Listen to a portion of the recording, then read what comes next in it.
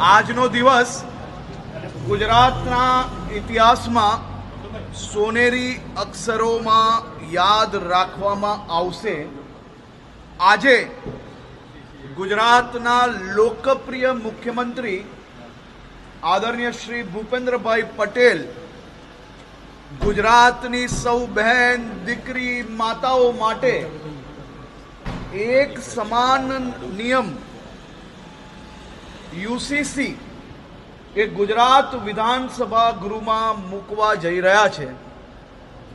1947માં આપને આઝાદી મળી ગઈ, પરંતુ દેશભરમાં નિયમો સમાજ આધારિત રહ્યા, જ્ઞાતિ આધારિત રહ્યા, ધર્મ આધારિત રહ્યા।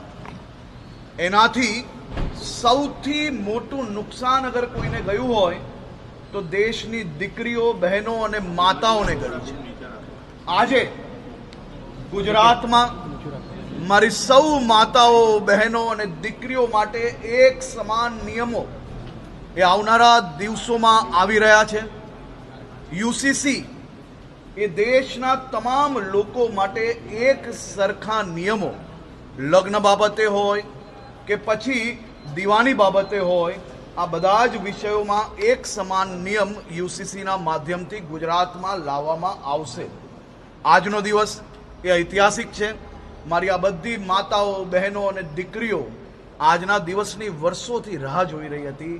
એ દિવસ, આ ઘડી આ સૌ બહેનો માટે ખૂબ મોટું રક્ષણ પુરવાર થવાનું છે। મુખ્યમંત્રી શ્રી ભૂપેન્દ્રભાઈ પટેલને રાજ્યની સૌ દીકરીઓ, માતાઓ અને બહેનો આજે આશીર્વાદ આપી રહી છે, અભિનંદન આપી રહી છે કે યુસીસીના માધ્યમથી આવનારા દિવસોમાં બધા જ સમાજોને ઇક્વલ રાઇટ્સ, એટલે કે બધા જ સમાજની દીકરીઓને કોઈ બી પ્રકારની તરછોડાઈને એની પરિસ્થિતિ ના થાય તે માટે આ યુસીસી આજે લાવવામાં આવી રહ્યું છે। યુસીસી એ કોઈ એક ધર્મ માટે નથી, પરંતુ બધા જ ભારતીયો માટે એક સમાન છે। હું રાજ્યના મુખ્યમંત્રીશ્રીને, રાજ્યના સૌ નાગરિકો વતી ખૂબ ખૂબ અભિનંદન આપું છું કે આપ સાહેબે આ વિચારીને આદરણીય પ્રધાનમંત્રીશ્રીના જે વિચારો છે તેને ગુજરાતમાં, દેશમાં બીજા રાજ્ય તરીકે આપણે આજે યુસીસી લાવી રહ્યા છે। અને જરૂરથી બહુમતીથી, અને હું માનું છું ત્યાર સુધી રાજ્યની દીકરીઓ, રાજ્યની માતાઓ, રાજ્યની બહેનોની સુરક્ષાનો વિષય હોય, એમના હકનો વિષય હોય, ત્યારે બધા જ ચૂંટાયેલા પ્રતિનિધિઓ એમના વિસ્તારની બહેનો, માતાઓ અને દીકરીઓના હકમાં એક સમાન, એમના ન્યાયમાં સાથે અને ખૂબ ઐતિહાસિક રીતે આ બિલ આજે પ્રસ્તુત, સાથે સાથે પાસ બી થાય તેવો મારો 100% વિશ્વાસ છે। ઓકે, હિન્દીમાં